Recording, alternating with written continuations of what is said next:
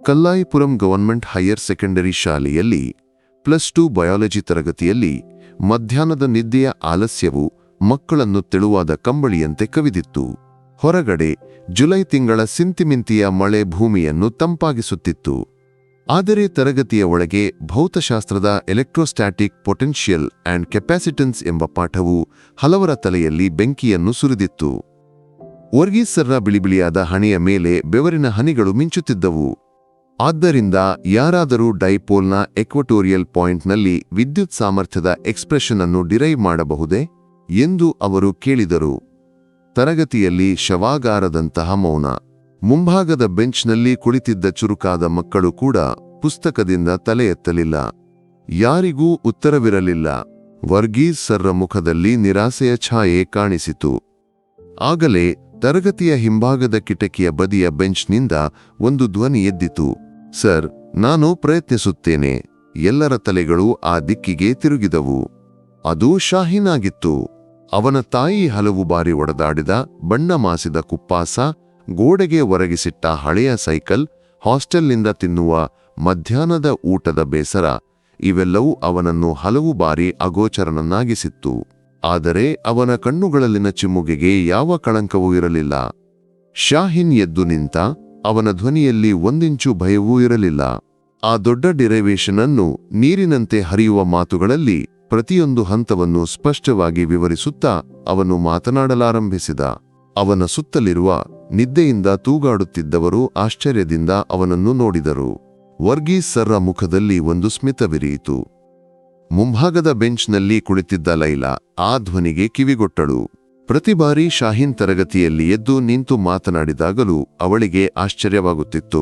ಇಷ್ಟೊಂದು ಕೊರತೆಗಳ ನಡುವೆಯೂ ಒಬ್ಬನಿಗೆ ಇಷ್ಟೊಂದು ಹೊಳೆಯಲು ಹೇಗೆ ಸಾಧ್ಯ? ಅವನ ಕೈಯಲ್ಲಿರುವ ಹಳೆಯ ಪುಸ್ತಕದ ಪುಟಗಳು ಹಳದಿಯಾಗಿದ್ದವು. ಆದರೆ ಅದರಲ್ಲಿನ ಜ್ಞಾನಕ್ಕೆ ಹೊಸ ಪುಸ್ತಕಗಳಿಗಿಂತಲೂ ತೀಕ್ಷ್ಣತೆಯಿತ್ತು. ತರಗತಿ ಮುಗಿದಾಗ ಲೈಲಾ ಪುಸ್ತಕಗಳೊಂದಿಗೆ ಶಾಹೀನ್ನ ಬಳಿಗೆ ನಡೆದಳು. ಅವಳ ಈ ನಡೆಯು ಹಲವು ಬಾರಿ ಅವಳ ತಮ್ಮನಾದ ಜಲೀಲ್ನನ್ನು ಕೆರಳಿಸಿತ್ತು. ಈ ಬಾರಿಯೂ ಆ ರೀತಿಯೇ ಆಯಿತು. ಲೈಲಾ, ಜಲೀಲ್ನ ಧ್ವನಿ ಹಿಂದಿನಿಂದ ಕೂಗಿನಂತೆ ಎದ್ದಿತು. ಆ ಹರಿದ ಕುಪ್ಪಾಸದವನ ಜೊತೆ ನಿನಗೇನು ಇಷ್ಟೊಂದು ಮಾತನಾಡಬೇಕು? ಶಾಹೀನ್ನ ಮುಖ ಬಿಳಿಚಿತು. ಅವನು ಪುಸ್ತಕಗಳೊಂದಿಗೆ ತಿರುಗಿ ನಡೆಯಲು ಯತ್ನಿಸಿದ. ಆದರೆ ಲೈಲಾಳ ಧ್ವನಿ ಅವನನ್ನು ತಡೆಯಿತು. ಜಲೀಲ್, ಇದು ತರಗತಿಯ ವಿಷಯ. ಶಾಹೀನ್ ನನ್ನ ಸಹಪಾಠಿ. ಅವಳ ಧ್ವನಿ ಶಾಂತವಾಗಿದ್ದರೂ ಅದರಲ್ಲಿ ಒಂದು ತೀಕ್ಷ್ಣತೆ ಇತ್ತು. ಸಹಪಾಠಿಯ? ಇವನಂತವರೆಲ್ಲ ನಮ್ಮ ಸ್ಟೇಟಸ್ಗೆ ಸರಿಹೊಂದುವವರೇ? ನನ್ನ ತಂಗಿಗೆ ಮಾತನಾಡಲು ಬೇರೆ ಗಂಡಸರಿಲ್ಲವೇ ಈ ಊರಿನಲ್ಲಿ? ಜಲೀಲ್ ಶಾಹೀನ್ನನ್ನು ತಲೆಯಿಂದ ಕಾಲಿನವರೆಗೆ ತಿರಸ್ಕಾರದಿಂದ ನೋಡಿ ಹೇಳಿದ.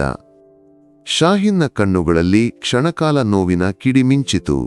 ಅವನು ಏನೂ ಮಾತನಾಡದೆ ವೇಗವಾಗಿ ನಡೆದು ಹೋದ. ಲೈಲಾಳ ಮುಖ ಕೋಪದಿಂದ ಕೆಂಪಾಯಿತು.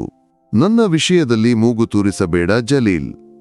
ಜನರ ಮೌಲ್ಯವನ್ನು ಅವರ ಕಿಸೆಯ ತೂಕದಿಂದ ಅಳೆಯುವುದಿಲ್ಲ, ಅವರ ತಲೆಯಲ್ಲಿನ ಜ್ಞಾನದಿಂದ ಅಳೆಯುತ್ತಾರೆ ಎಂದು ಹೇಳಿ ಅವಳು ಜಲೀಲ್ನನ್ನು ದಾಟಿ ಮುಂದೆ ನಡೆದಳು.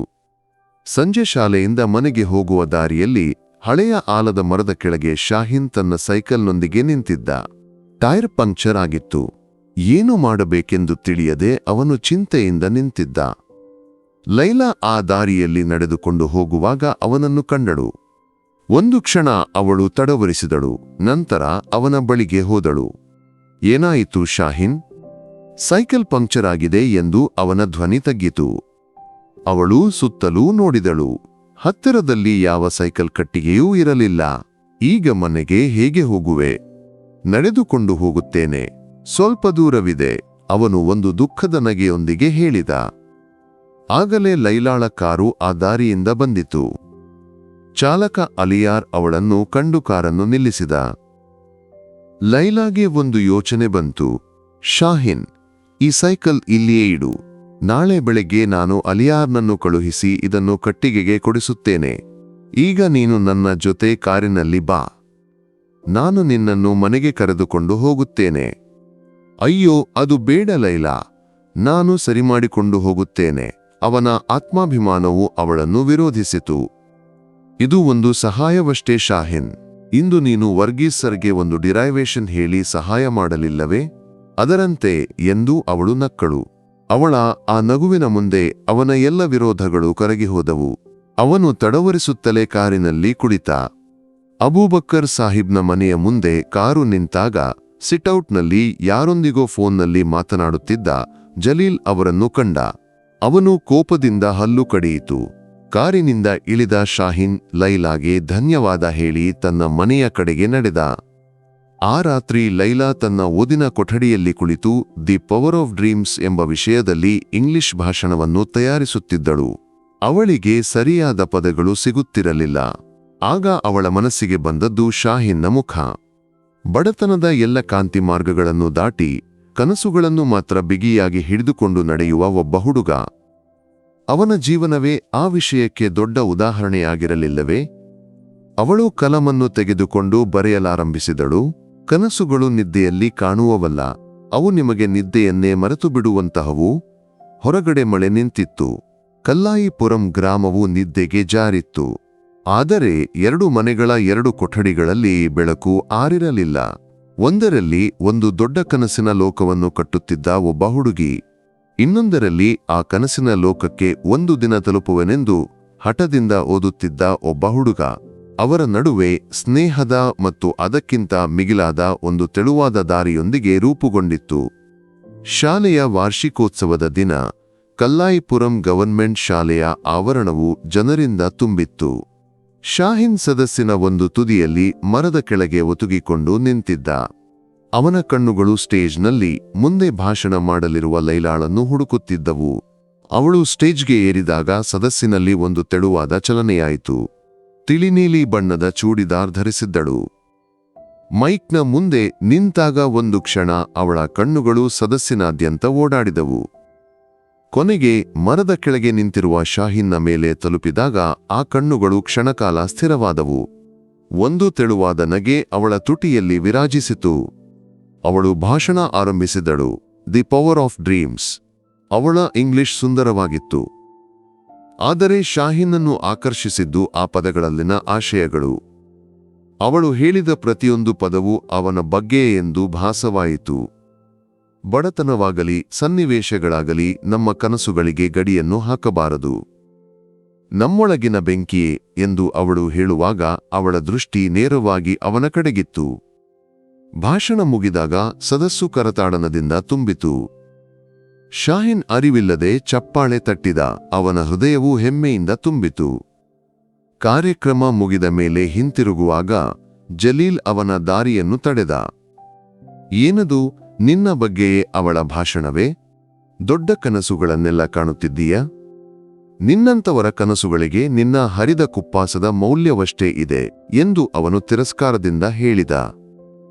ಶಾಹೀನ್ ಏನೂ ಮಾತನಾಡಲಿಲ್ಲ. ಅವನು ಜಲೀಲ್ನನ್ನು ದಾಟಿ ಮುಂದೆ ನಡೆದ. ಅವನ ಮನಸ್ಸಿನಲ್ಲಿ ಲೈಲಾಳ ಪದಗಳು ಮಂತ್ರದಂತೆ ಧ್ವನಿಸುತ್ತಿದ್ದವು. ದೊಡ್ಡ ಹಬ್ಬದ ದಿನ. ಆ ವರ್ಷದ ದೊಡ್ಡ ಹಬ್ಬಕ್ಕೆ ಸಾಮಾನ್ಯಕ್ಕಿಂತ ಹೆಚ್ಚಿನ ಆಚರಣೆ ಇತ್ತು. ಕಲ್ಲಾಯಿಪುರಂ ಮಸೀದಿಯ ಆವರಣದಲ್ಲಿ ದೊಡ್ಡ ನೇರ್ಚೆ ನಡೆಯಿತು. ವ್ಯಾಪಾರಿಗಳು, ಸಿಹಿ ತಿಂಡಿಗಳನ್ನು ಮಾರುವವರು, ಬಳೆಯ ಕಚ್ಚವಡಕ್ಕಾರರು ಆ ಸ್ಥಳವನ್ನು ಒಂದು ಉತ್ಸವದ ಮೈದಾನವನ್ನಾಗಿ ಮಾಡಿದರು. ಗುಂಪಿನ ನಡುವೆ ಶಾಹೀನ್ ಅವಳನ್ನು ಮತ್ತೆ ಕಂಡ. ಮೈಲಾಂಚಿಯಿಂದ ಕೂಡಿದ ಕೈಗಳಲ್ಲಿ ಗಾಜಿನ ಬಳೆಗಳನ್ನು ಧರಿಸಿ ಗೆಳತಿಯರೊಂದಿಗೆ ಅವಳು ನಡೆಯುತ್ತಿದ್ದಳು. ಅವನನ್ನು ಕಂಡ ಕೂಡಲೇ ಅವಳು ನಿಂತಳು. ಹಬ್ಬದ ವಿಶೇಷವೇನೂ ಇಲ್ಲವೇ ಶಾಹೀನ್? ಚೆನ್ನಾಗಿ ಸಾಗುತ್ತಿದೆ. ಪ್ರವೇಶ ಪರೀಕ್ಷೆಗೆ ಚೆನ್ನಾಗಿ ಓದುತ್ತಿದ್ದೀಯೇ? ಹೌದು. ಅವಳು ಅವನಿಗೆ ಒಂದು ಸಿಹಿಯಾದ ಜಿಲೇಬಿಯನ್ನು ಖರೀದಿಸಿ ನೀಡಿದಳು. ಇದನ್ನು ತಿನ್ನು, ಪರೀಕ್ಷೆಗೆ ಸಿಹಿಯಾದ ಯಶಸ್ಸು ಸಿಗಲಿ. ಅವನು ತಡವರಿಸಿದ. ಬೇಡ ಲೈಲಾ, ಇದು ಒಂದು ಆರಂಭವಷ್ಟೇ. ಪರೀಕ್ಷೆಯಲ್ಲಿ ಗೆದ್ದರೆ ನನಗೆ ಬಿರಿಯಾನಿ ಬೇಕು, ಮರೆಯಬೇಡ ಎಂದು ಅವಳು ನಕ್ಕುಕೊಂಡು ಹೇಳಿದಳು. ಆ ನಗುವಿನಲ್ಲಿ ಗುಂಪಿನ ಗದ್ದಲದ ನಡುವೆಯೂ ಅವನು ಕ್ಷಣಕಾಲ ಎಲ್ಲವನ್ನೂ ಮರೆತು ನಿಂತ. ಆದರೆ ಲೈಲಾಳ ಮನೆಯ ಸಂತೋಷಗಳ ಮೇಲೆ ಕಾರ್ಮೋಡ ಕವಿದಿತ್ತು. ಅಬೂಬಕ್ಕರ್ ಸಾಹಿಬ್ ಹೆಚ್ಚಿನ ಸಮಯ ಮೌನಿಯಾಗಿದ್ದರು. ಅವರ ವ್ಯಾಪಾರದ ಪಾಲುದಾರರು ದುಬೈಯಿಂದ ಕರೆ ಮಾಡಿದಾಗ ಅವರು ಕೊಠಡಿಯೊಳಗೆ ಹೋಗಿ ಬಾಗಿಲು ಮುಚ್ಚಿ ಮಾತನಾಡಿದರು. ಒಂದು ರಾತ್ರಿ ಟೆರೇಸ್ನಲ್ಲಿ ಪುಸ್ತಕ ಓದುತ್ತಿದ್ದ ಲೈಲಾ ಕೆಳಗೆ ಸಿಟೌಟ್ನಲ್ಲಿ ತಂದೆ ಯಾರೊಂದಿಗೋ ಕಿರಿಚಾಡುವುದನ್ನು ಕೇಳಿದಳು. ನೀವು ನನ್ನನ್ನು ಮೋಸಗೊಳಿಸಿದಿರಿ. ನನ್ನ ಎಲ್ಲ ಉಳಿತಾಯವೂ ನಿಮ್ಮಿಂದಾಗಿ ನಾಶವಾಯಿತು. ಅವರ ಧ್ವನಿ ತಡವರಿಸಿತು. ಲೈಲಾಳ ಮನಸ್ಸಿನಲ್ಲಿ ಮೊದಲ ಬಾರಿಗೆ ಭಯದ ಬೀಜ ಮೊಳಕೆಯೊಡೆಯಿತು. ಮರುದಿನ ಅವರ ಜಮೀನಿನ ಒಂದು ಭಾಗವನ್ನು ಮಾರಾಟ ಮಾಡಿದ್ದಾರೆಂದು ತಿಳಿಯಿತು. ತಾಯಿಯನ್ನು ಕೇಳಿದಾಗ ಬಾಪ್ಪನಿಗೆ ವ್ಯಾಪಾರದಲ್ಲಿ ಸ್ವಲ್ಪ ಸಮಸ್ಯೆ ಎಂಬ ಉತ್ತರವಷ್ಟೇ ಸಿಕ್ಕಿತು. +2 ಪರೀಕ್ಷೆಯ ಒತ್ತಡದೊಂದಿಗೆ ಶಾಲೆಯು ತೀವ್ರವಾಗಿ ಕಾರ್ಯನಿರತವಾಯಿತು. ಕೊನೆಯ ಪರೀಕ್ಷೆಯ ದಿನ ತರಗತಿಯಿಂದ ಹೊರಗೆ ಬಂದಾಗ ಲೈಲಾ ಶಾಹಿನ್ನ ಕಡೆಗೆ ತಿರುಗಿದಳು. ಎಲ್ಲವೂ ಒಳ್ಳೆಯದಾಗಲಿ, ಶಾಹಿನ್ ಚೆನ್ನಾಗಿ ಬರೆಯಬೇಕು. ಲೈಲಾಗೂ ಎಲ್ಲ ಶುಭವಾಗಲಿ. ಅವರು ಒಬ್ಬರಿಗೊಬ್ಬರು ಶುಭಾಶಯಗಳನ್ನು ತಿಳಿಸಿ ಬೇರೆಯಾದರು. ಆ ರಜೆಯ ಕಾಲವು ಶಾಹಿನ್ಗೆ ಓದಿನ ದಿನಗಳಾಯಿತು. ಅವನು ಹಗಲಿರುಳು ಪ್ರವೇಶ ಪರೀಕ್ಷೆಗೆ ತಯಾರಾದ. ಪ್ರತಿಬಾರಿ ದಣಿದಾಗ ಲೈಲಾಳ ಮುಖ ಮತ್ತು ಬಿರಿಯಾನಿಯ ಭರವಸೆಯು ಅವನಿಗೆ ಶಕ್ತಿಯನ್ನು ನೀಡಿತು. ಕೊನೆಗೆ ಫಲಿತಾಂಶ ಬಂತು. ಶಾಹಿನ್ +2 ಪರೀಕ್ಷೆಯಲ್ಲಿ ಶಾಲೆಯ ಪ್ರಥಮನಾದ. ಕಲ್ಲಾವಿಂಡಾಯಿಪುರಂ ಗ್ರಾಮವು ಅವನ ಬಗ್ಗೆಯೇ ಮಾತನಾಡಿತು. ಅವನ ತಾಯಿಯ ಕಣ್ಣುಗಳು ಸಂತೋಷದಿಂದ ತುಂಬಿದವು. ಆದರೆ ಶಾಹಿನ್ನ ಮನಸ್ಸು ಇನ್ನೊಂದು ಸುದ್ದಿಗಾಗಿ ತುಡಿಯಿತು. ಪ್ರವೇಶ ಪರೀಕ್ಷೆಯ ಫಲಿತಾಂಶ. ಅದೂ ಬಂತು.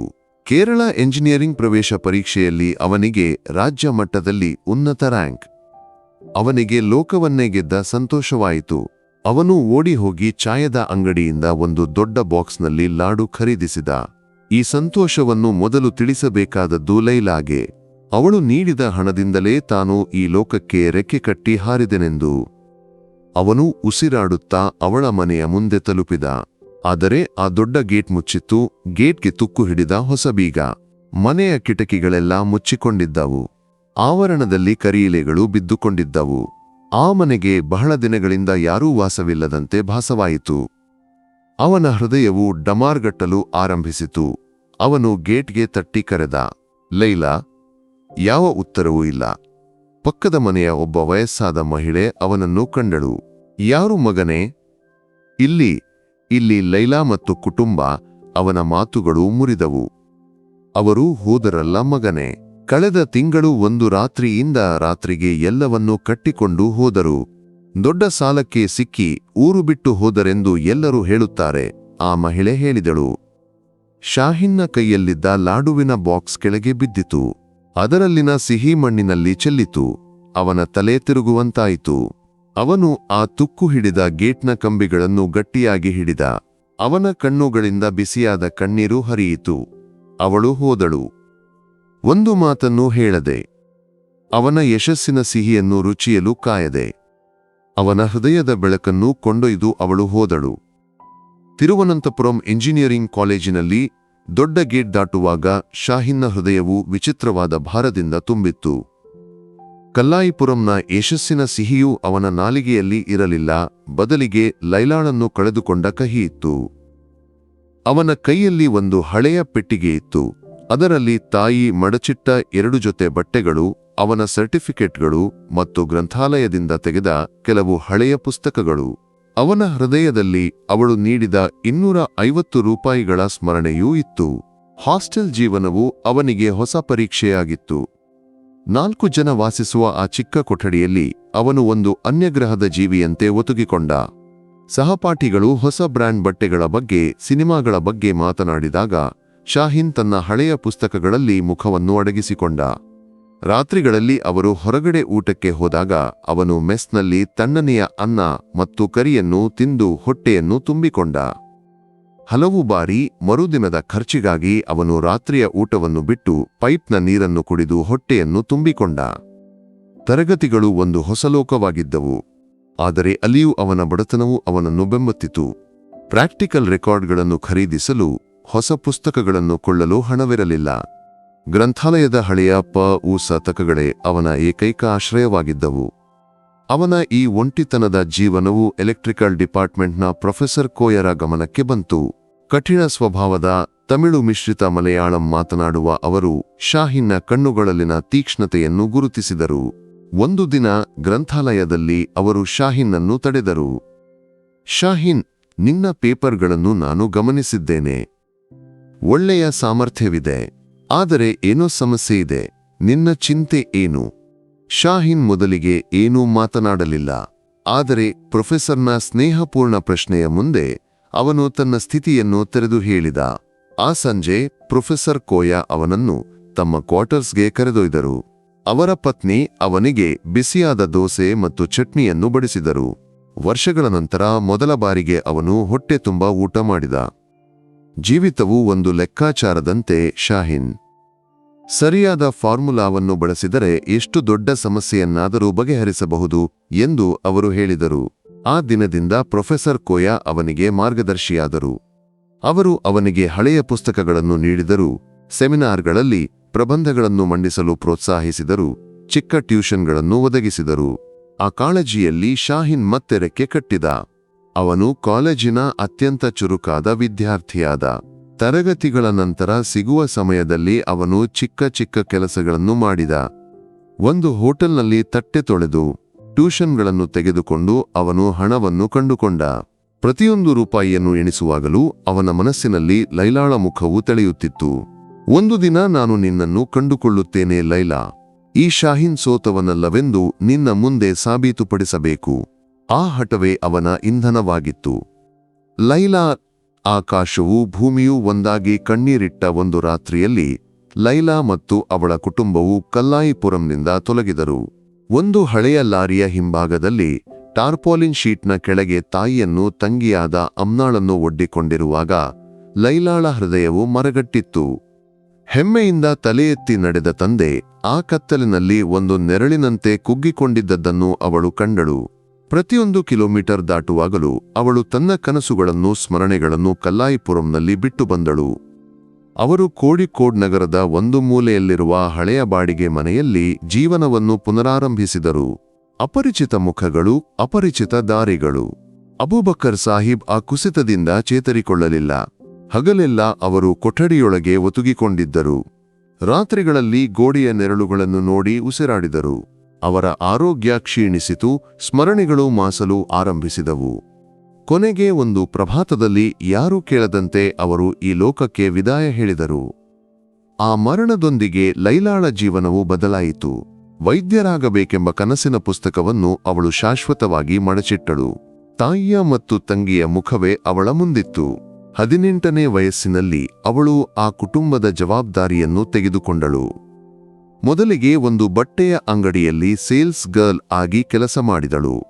ಅಲ್ಲಿ ಹಲವು ಕೆಟ್ಟ ನೋಟಗಳನ್ನು ಮಾತುಗಳನ್ನು ಎದುರಿಸಬೇಕಾಯಿತು. ಆತ್ಮಾಭಿಮಾನಕ್ಕೆ ಗಾಯವಾದಾಗ ಆ ಕೆಲಸವನ್ನು ಬಿಟ್ಟಳು. ನಂತರ ಒಂದು ಬೇಕರಿಯಲ್ಲಿ ಸಿಹಿ ತಿಂಡಿಗಳನ್ನು ತಯಾರಿಸುವ ಕೆಲಸಕ್ಕೆ ಸೇರಿದಳು. ಬಿಸಿಯಾದ ಒಲೆಯ ಮುಂದೆ ನಿಂತಾಗಲೂ ಅವಳ ಮನಸ್ಸಿನಲ್ಲಿ ತಂಗಿಯ ವಿದ್ಯಾಭ್ಯಾಸವಿತ್ತು. ಇತ್ತಾತ ನನಗೆ ಹೊಸ ಪುಸ್ತಕ ಬೇಕು ಎಂದು ಅಮ್ನಾ ಹೇಳಿದಾಗ ಕೈಯಲ್ಲಿನ ಸುಟ್ಟ ಗಾಯಗಳನ್ನು ಅವಳು ಮರೆತಳು. ಒಂದು ಪ್ರೀತಿಯ ಕತೆ. ಕೊಚ್ಚಿಗೆ ಹೆಚ್ಚಿನ ಆದಾಯದ ಆಸೆಯಿಂದಲೇ ಅವಳು ರೈಲು ಹತ್ತಿದ್ದಳು. ಒಂದು ದೊಡ್ಡ ಕ್ಲೀನಿಂಗ್ ಏಜೆನ್ಸಿಯಲ್ಲಿ ಕೆಲಸಗಾರಳಾಗಿ ಸೇರಿದಳು. ದೊಡ್ಡ ಫ್ಲಾಟ್ಗಳ ಮತ್ತು ಕಚೇರಿಗಳ ಹೊಳೆಯುವ ನೆಲವನ್ನು ಒರೆಸುವಾಗ ತನ್ನ ಜೀವನದಲ್ಲಿ ಕಳೆದು ಹೋದ ಹೊಳಪಿನ ಬಗ್ಗೆ ಯೋಚಿಸದಿರಲು ಅವಳು ಪ್ರಯತ್ನಿಸಿದಳು. ಪ್ರತಿದಿನ ಕಳೆದಂತೆ ದಣಿದು ತೆಳ್ಳಗಾದ ದೇಹದೊಂದಿಗೆ ಬಾಡಿಗೆ ಕೋಣೆಗೆ ಮರಳಿದಾಗ ಕಿಟಕಿಯಿಂದ ಕಾಣುವ ಆಕಾಶದ ಚಂದಿರನ ಬೆಳಕಿನೊಂದಿಗೆ ಅವಳು ಕೇಳುತ್ತಿದ್ದಳು, ನನ್ನ ಶಾಹೀನ್ ಎಲ್ಲಿರಬಹುದು? ಅವನೂ ನನ್ನಂತೆ ಕಷ್ಟಪಡುತ್ತಿರಬಹುದೇ? 4 ವರ್ಷಗಳು ಕ್ಷಣದಲ್ಲಿ ಕಳೆದು ಹೋದವು. ವಿಶ್ವವಿದ್ಯಾಲಯದಲ್ಲಿ ಪ್ರಥಮ ಶ್ರೇಣಿಯವನಾಗಿ ಹೊರಬಂದ ಶಾಹೀನ್ನ ಕೈಯಲ್ಲಿ ಕೇವಲ ಪ್ರಮಾಣಪತ್ರವಿರಲಿಲ್ಲ, ಹೃದಯದಲ್ಲಿ ಒಂದು ದೊಡ್ಡ ಕನಸು ಇತ್ತು. ಕ್ಯಾಂಪಸ್ ಸಂದರ್ಶನದಲ್ಲಿ ದೊರೆತ ಕೆಲಸಕ್ಕೆ ಸೇರಲು ಕೊಚ್ಚಿಗೆ ರೈಲು ಹತ್ತುವಾಗ ಅವನ ಮನಸ್ಸಿನಲ್ಲಿ ಒಂದೇ ಚಿಂತನೆಯಿತ್ತು, ಲೈಲಾ. ಕೊಚ್ಚಿಯ ಒಂದು ಸಣ್ಣ ಲಾಡ್ಜ್ ಕೋಣೆಯ ಕಿಟಕಿಯಿಂದ ನಗರದ ಬೆಳಕಿನತ್ತ ನೋಡುತ್ತಾ ಅವನು ಯೋಚಿಸಿದ, ಈ ನಗರದ ಎಲ್ಲೋ ಈ ಗದ್ದಲದ ಮಧ್ಯೆ ಈ ಬೆಳಕಿನ ಜೊತೆಗೆ ಅವಳಿರಬಹುದೇ? ಅದೇ ರಾತ್ರಿ ಕೊಚ್ಚಿಯ ಇನ್ನೊಂದು ಮೂಲೆಯಲ್ಲಿ ಒಂದು ಕಿರಿದಾದ ಬಾಡಿಗೆ ಕೋಣೆಯ ಕಿಟಕಿಯಿಂದ ಅದೇ ಆಕಾಶವನ್ನು ನೋಡುತ್ತಾ ಲೈಲಾಳು ಒಂದು ಉಸಿರು ಬಿಟ್ಟಳು. ಒಂದು ದಿನದ ಕಠಿಣ ದುಡಿಮೆಯ ನಂತರ ದಣಿದು ಅವಶಳಾಗಿ ಅವಳು ಮಲಗಿದ್ದಳು. ಆಕೆಯ ನೆನಪಿನಲ್ಲಿ ಕಲ್ಲಾಯಿಪುರದ ಪೆರಿನಾಳ ರಾತ್ರಿಯೂ ಒಂದು ಜೋಡಿ ಪ್ರೀತಿಯ ಕಣ್ಣುಗಳು ಸ್ಪಷ್ಟವಾದವು. ಅವರು ಒಂದೇ ಆಕಾಶದ ಕೆಳಗಿದ್ದರು, ಆದರೆ ಅವರ ನಡುವೆ ವರ್ಷಗಳ ದೂರವೂ ವಿಧಿಯ ದೊಡ್ಡ ಗೋಡೆಗಳೂ ಇದ್ದವು. ಕೊಚ್ಚಿಯ ನಗರವು ಗದ್ದಲದ ಸಾಗರವಾಗಿತ್ತು. ಆ ಸಾಗರದಲ್ಲಿ ಶಾಹೀನ್ ವೇಗವಾಗಿ ಈಜಿದ. ಅವನು ಕೆಲಸ ಮಾಡುತ್ತಿದ್ದ ಸಾಫ್ಟ್ವೇರ್ ಕಂಪನಿಯಲ್ಲಿ ಅವನ ಸಾಮರ್ಥ್ಯ ಮತ್ತು ಕಲ್ಪನೆಗಳು ತಕ್ಷಣವೇ ಗಮನ ಸೆಳೆದವು. ನಿದ್ದೆಯಿಲ್ಲದ ರಾತ್ರಿಗಳು, ಕಠಿಣ ದುಡಿಮೆಯು ಅವನ ಸಂಗಾತಿಗಳಾದವು. ಅವನ ಯೋಜನೆಗಳು ಕಂಪನಿಗೆ ದೊಡ್ಡ ಯಶಸ್ಸನ್ನು ತಂದುಕೊಟ್ಟವು. ಈ ಪಯಣದಲ್ಲಿ ಅವನಿಗೆ ಒಬ್ಬ ಒಳ್ಳೆಯ ಸ್ನೇಹಿತನಾದ ವಿಕ್ರಮ್. ದೆಹಲಿಯಿಂದ ಬಂದ, ವಾಸ್ತವಿಕವಾಗಿ ಯೋಚಿಸುವ ಒಬ್ಬ ಚತುರ ಯುವಕ. ಶಾಹೀನ್ನ ಕನಸುಗಳಿಗೆ ವಿಕ್ರಮ್ ರೆಕ್ಕೆಗಳನ್ನು ಕೊಟ್ಟ. ಅವರು ಒಟ್ಟಿಗೆ ಆ ಕೆಲಸವನ್ನು ತೊರೆದು ತಮ್ಮದೇ ಆದ ಕಂಪನಿಯನ್ನು ಆರಂಭಿಸಿದರು, SA ಟೆಕ್ ಸೊಲ್ಯೂಷನ್ಸ್. ಶಾಹೀನ್ ಅಲಿಯ ಸಂಕ್ಷಿಪ್ತ ರೂಪ. ವರ್ಷಗಳು ಕಳೆದವು. SA ಗ್ರೂಪ್ ಕೊಚ್ಚಿಯ ಅತ್ಯಂತ ವೇಗವಾಗಿ ಬೆಳೆಯುತ್ತಿರುವ ಟೆಕ್ ಕಂಪನಿಗಳಲ್ಲಿ ಒಂದಾಯಿತು. ಶಾಹೀನ್ ಅಲಿಯ ಹೆಸರು ವ್ಯಾಪಾರ ಲೋಕದಲ್ಲಿ ಗೌರವದಿಂದ ಉಚ್ಚರಿಸಲ್ಪಟ್ಟಿತು.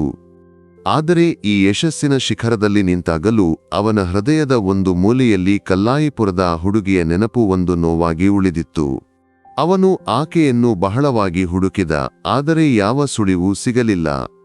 ಯಶಸ್ಸಿನ ಸಂಕೇತವಾಗಿ ಕೊಚ್ಚಿಯ ದೊಡ್ಡ ಫ್ಲಾಟ್ ಸಂಕೀರ್ಣಗಳಲ್ಲಿ ಒಂದರಲ್ಲಿ ಸಮುದ್ರವನ್ನು ಎದುರಿಸಿರುವ ಒಂದು ಪೆಂಟ್ಹೌಸ್ ಅವನು ಖರೀದಿಸಿದ. ಅದರ ಅಂತಿಮ ಫಿನಿಶಿಂಗ್ ಕೆಲಸವನ್ನು ನೋಡಲು ಅವನು ಬಂದಿದ್ದ. ಜೊತೆಗೆ ವಿಕ್ರಮ್ ಕೂಡ ಇದ್ದ. ಶಾಹೀನ್, ಈ ದೃಶ್ಯ ಚೆನ್ನಾಗಿದೆ, ಆದರೆ ನೀನು ಒಬ್ಬನೇ ಇಷ್ಟು ದೊಡ್ಡ ಫ್ಲಾಟ್ನಲ್ಲಿ ಏಕೆ? ವಿಕ್ರಮ್ ಕೇಳಿದ. ಶಾಹೀನ್ ಒಂದು ನಗೆಯೊಂದಿಗೆ ಸಮುದ್ರದತ್ತ ನೋಡಿದ. ಒಬ್ಬನೇ ಅಲ್ಲ ವಿಕ್ರಮ್, ನನ್ನ ಕನಸಿನ ಒಬ್ಬಳಿದ್ದಾಳೆ. ಅವಳು ಬಂದರೆ ಈ ಮನೆ ತುಂಬಿ ಹೋಗುತ್ತದೆ.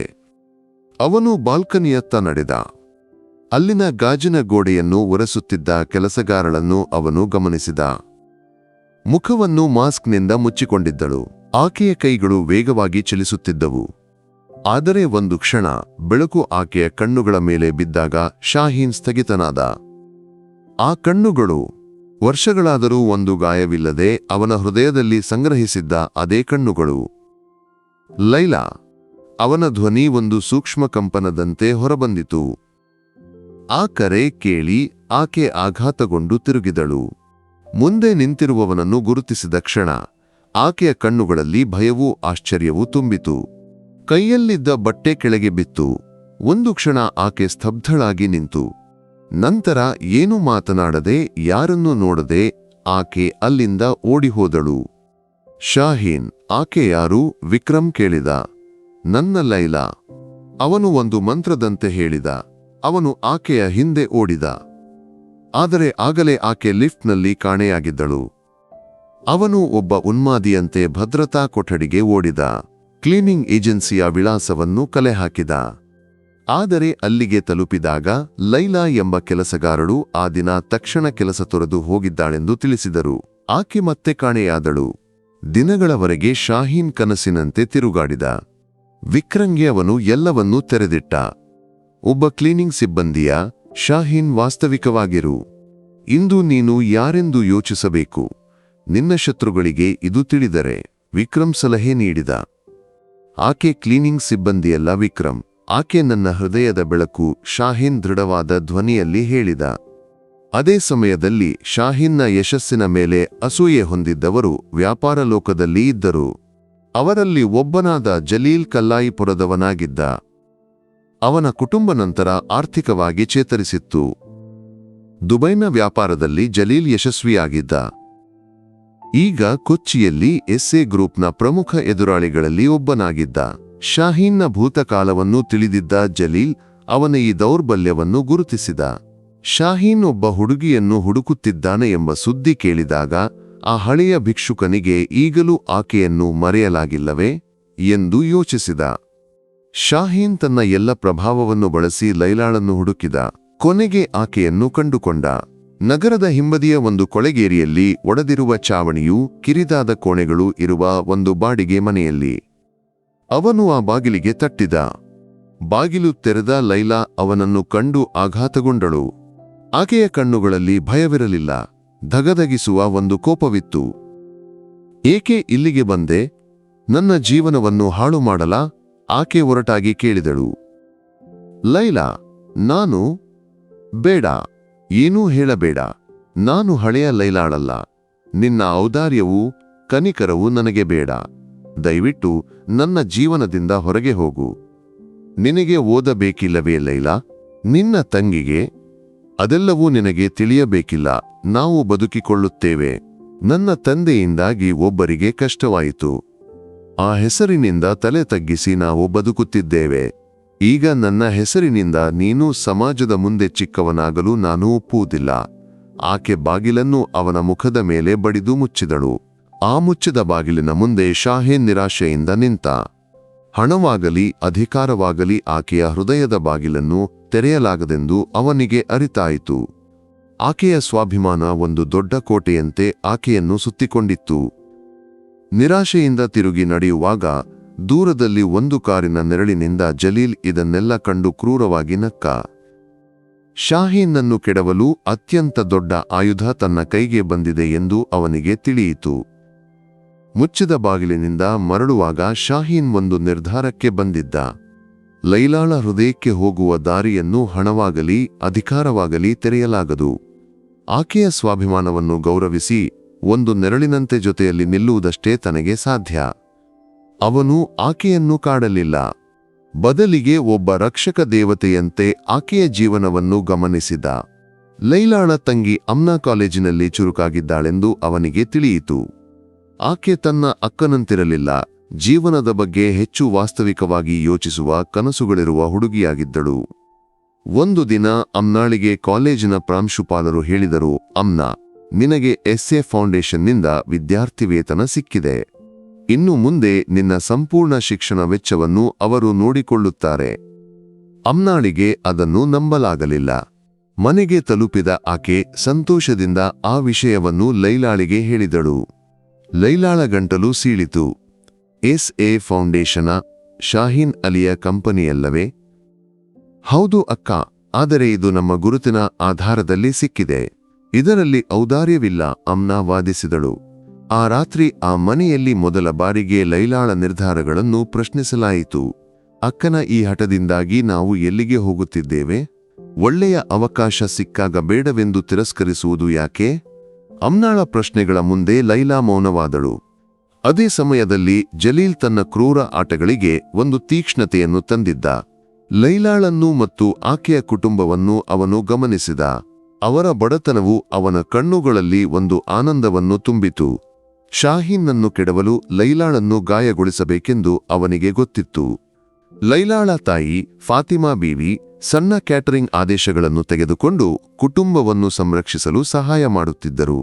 ಅವರಿಗೆ ಒಂದು ದೊಡ್ಡ ಮದುವೆಯ ಆದೇಶ ಸಿಕ್ಕಿತು. ಆ ಆದೇಶದಿಂದ ಒಂದು ತಿಂಗಳ ವೆಚ್ಚಕ್ಕೆ ಹಣ ಸಿಗುತ್ತಿತ್ತು. ಆದರೆ ಮದುವೆಯ ಹಿಂದಿನ ದಿನ ಅವರು ಸಾಮಗ್ರಿಗಳನ್ನು ಖರೀದಿಸಿದ್ದ ಮಳಿಗೆಯ ಮಾಲೀಕ ಬಂದು ಆ ಆದೇಶವನ್ನು ರದ್ದುಗೊಳಿಸಿದ್ದಾಗಿ ತಿಳಿಸಿದ. ಜಲೀಲ್ ಆ ಮದುವೆ ಮನೆಯವರನ್ನು ಬೆದರಿಸಿ ಆ ಆದೇಶವನ್ನು ಕೆಡವಿದ್ದ. ಆ ರಾತ್ರಿ ಆ ಮನೆಯಲ್ಲಿ ಉಪವಾಸವಿತ್ತು. ಫಾತಿಮಾ ಬೀವಿ ದಣಿದು ಕುಳಿತಿದ್ದರು. ಅಮ್ನಾ ಕಣ್ಣೀರಿಡುತ್ತಾ ಲೈಲಾಳಿಗೆ ಕೇಳಿದಳು, ಇನ್ನೂ ಯಾಕೆ ಈ ಹಠ ಅಕ್ಕ? ನಾವಿಲ್ಲಿ ಕಷ್ಟಪಟ್ಟು ಸಾಯಬೇಕಾ? ಲೈಲಾಳ ಹೃದಯ ಒಡೆಯಿತು. ತನ್ನ ಸ್ವಾಭಿಮಾನವು ಕುಟುಂಬಕ್ಕೆ ಭಾರವಾಗುತ್ತಿದೆಯೇ ಎಂದು ಆಕೆ ಮೊದಲ ಬಾರಿಗೆ ಯೋಚಿಸಿದಳು. ಈ ಎಲ್ಲ ವಿಷಯಗಳನ್ನು ಶಾಹೀನ್ ತಿಳಿದಿದ್ದ. ಅವನು ನೇರವಾಗಿ ಹಸ್ತಕ್ಷೇಪ ಮಾಡಲಿಲ್ಲ. ಆದರೆ ಮರುದಿನ ಅವನ ಕಂಪನಿಯ ಉಪಾಧ್ಯಕ್ಷ ವಿಕ್ರಮ್ ಒಂದು ದೊಡ್ಡ ಫೈಲ್ನೊಂದಿಗೆ ಅವರ ಮನೆಯ ಮೆಟ್ಟಿಲಿಗೆ ಬಂದ. ಫಾತಿಮಾ ಬೀವಿಯೇ, ನಮ್ಮ ಕಂಪನಿಯ ವಾರ್ಷಿಕ ಕುಟುಂಬ ಸಭೆಯ ಕ್ಯಾಟರಿಂಗ್ ಕಾಂಟ್ರಾಕ್ಟ್ ನಿಮಗೆ ಸಿಕ್ಕಿದೆ. ಇದು ವೃತ್ತಿಪರ ಒಪ್ಪಂದ. ಅತ್ಯುತ್ತಮ ಉದ್ಧರಣೆ ನಿಮ್ಮದು, ಅವನು ಹೇಳಿದ. ಲೈಲಾಳಿಗೆ ವಿಷಯ ತಿಳಿಯಿತು. ಇದು ಶಾಹೀನ್ನ ಆಟವೆಂದು. ಆಕೆ ವಿರೋಧಿಸಲು ಆರಂಭಿಸಿದಾಗ ಆಕೆಯ ತಾಯಿ ಮಧ್ಯದಲ್ಲಿ ಬಂದರು. ನಾವು ಈ ಆದೇಶವನ್ನು ತೆಗೆದುಕೊಳ್ಳುತ್ತೇವೆ ಸಾರ್.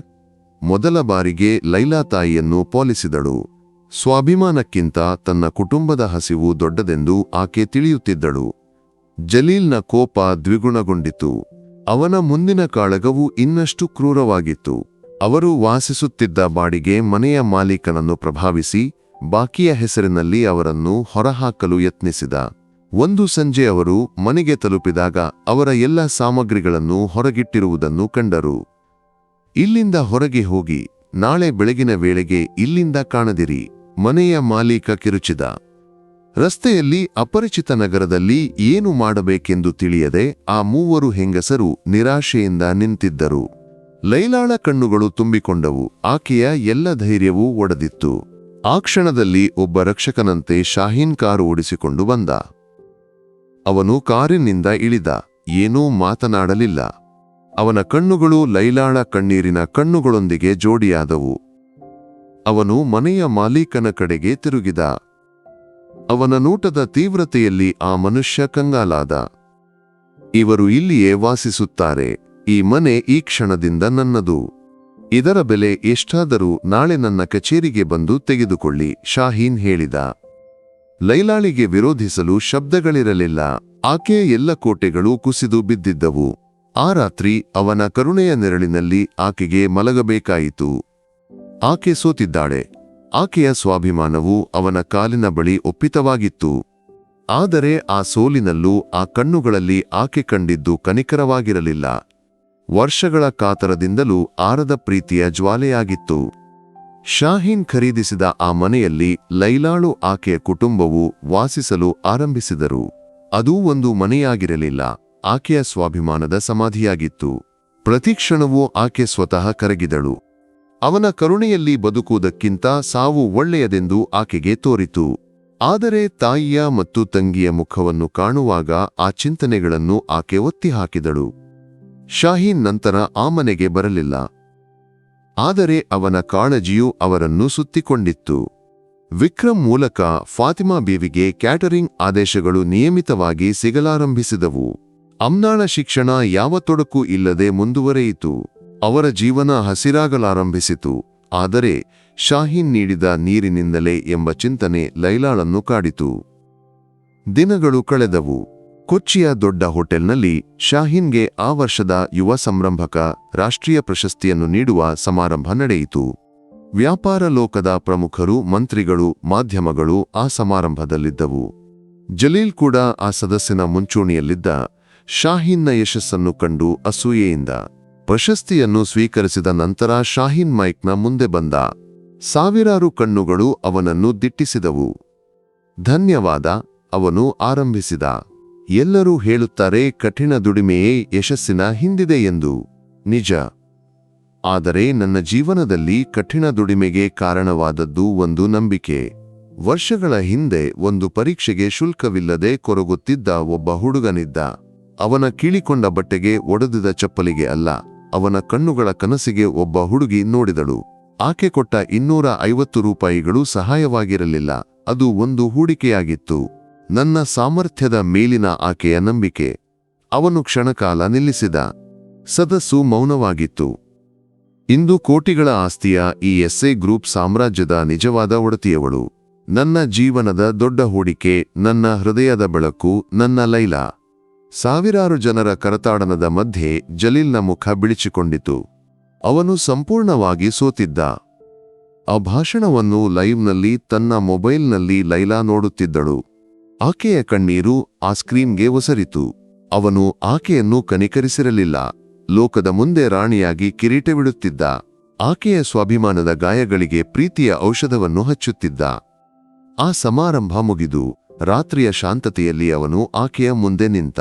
ಆ ಹಳೆಯ ಬಾಡಿಗೆ ಮನೆಯ ಮುಖಮಂಟಪದಲ್ಲಿ. ಲೈಲಾ. ಆಕೆ ತಲೆ ಎತ್ತಲಿಲ್ಲ. ಆಕೆಯ ಕಣ್ಣೀರು ಒಣಗಿರಲಿಲ್ಲ. ನಾನು ನಿನ್ನನ್ನು ನಿಕಾಹ್ ಮಾಡಿಕೊಳ್ಳಲು ಇಚ್ಛಿಸುವುದು ಕನಿಕರದಿಂದಲ್ಲ. ಈ ಯಶಸ್ಸಿಗೆ ಒಂದೇ ಕಾರಣ, ಅದು ನೀನು.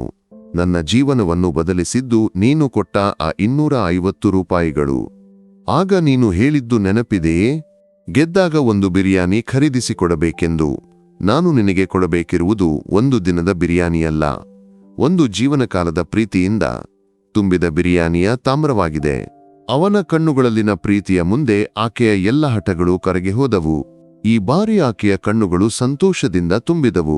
ತನ್ನ ಬಡತನವನ್ನಲ್ಲ, ತನ್ನನ್ನೇ ಪ್ರೀತಿಸುವ ಆ ದೊಡ್ಡ ಹೃದಯದ ಮುಂದೆ ಆಕೆ ತನ್ನ ಜೀವನವನ್ನು ಒಡ್ಡಿದಳು. ಉಪಸಂಹಾರ. ಎಪಿಲೋಗ್. 2 ವರ್ಷಗಳ ನಂತರ. ಲೈಲಾಸ್ ಕಿಚನ್ ಎಂಬ ಹೆಸರು ಇಂದು ಕೊಚ್ಚಿಯ ಮನೆಗಳಲ್ಲಿ ಸುಪರಿಚಿತವಾಗಿದೆ. ಲೈಲಾಳ ಮಾಲೀಕತ್ವದ ಆ ಕೇಟರಿಂಗ್ ಜಾಲವು ನಗರದ ಅತ್ಯುತ್ತಮವಾದದ್ದಾಗಿ ಬೆಳೆದಿದೆ. ಆಕೆ ಇಂದು ತನ್ನ ಕಾಲಿನ ಮೇಲೆ ನಿಂತ ಆತ್ಮವಿಶ್ವಾಸದಿಂದ ಕೂಡಿದ ಸಂರಂಭಕಿಯಾಗಿದ್ದಾಳೆ. ಎಸ್ಎ ಗ್ರೂಪ್ನ ಹೊಸ ಕಚೇರಿ ಕಟ್ಟಡದ ಉದ್ಘಾಟನಾ ಸಮಾರಂಭವಾಗಿತ್ತು. ಶಾಹೀನ್ ಅಲಿ ಭಾಷಣ ವೇದಿಕೆಯಲ್ಲಿ ನಿಂತಿದ್ದ.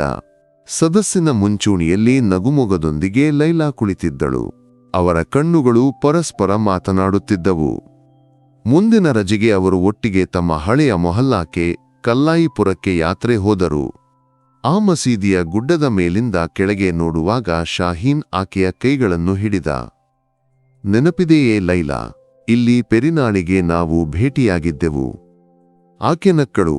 ಎಲ್ಲವೂ ನೆನಪಿದೆ, ನನ್ನ ಹೃದಯದ ಬೆಳಕು ನೀನಾಗಿದ್ದೆ ಶಾಹೀನ್. ಅವನು ಆಕೆಯ ಹಣೆಯನ್ನು ಪ್ರೀತಿಯಿಂದ ಮುದ್ದಿಟ್ಟ. ದೂರದಲ್ಲಿ ಕಲ್ಲಾಯಿ ನದಿ ಶಾಂತವಾಗಿ ಹರಿಯುತ್ತಿತ್ತು. ಅವರ ಪ್ರೀತಿಯಂತೆ ಎಲ್ಲ ಸಂಕಷ್ಟಗಳನ್ನು ಜಯಿಸಿ ಶಾಂತವಾಗಿ ಆಳವಾಗಿ